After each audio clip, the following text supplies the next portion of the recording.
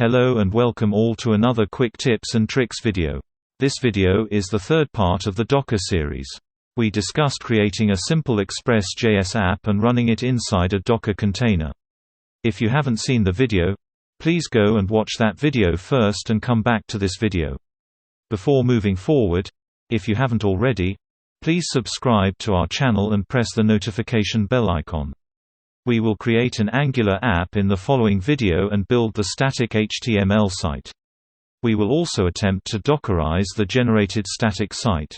Run ng new frontend command in the root directory.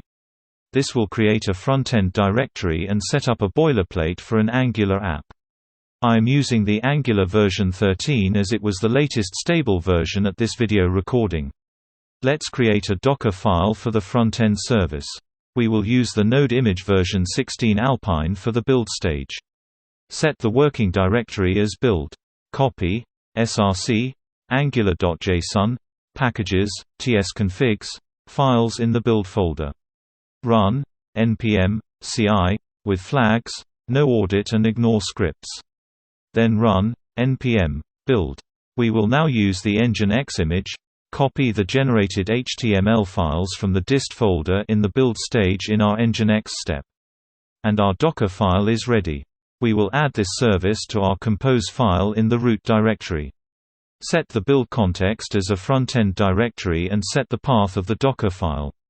Set the restart policy as always and expose the port. We need to set the port to 8080, and the nginx exposes port 80, hence this. Start the service. Run docker compose up --build -d frontend command.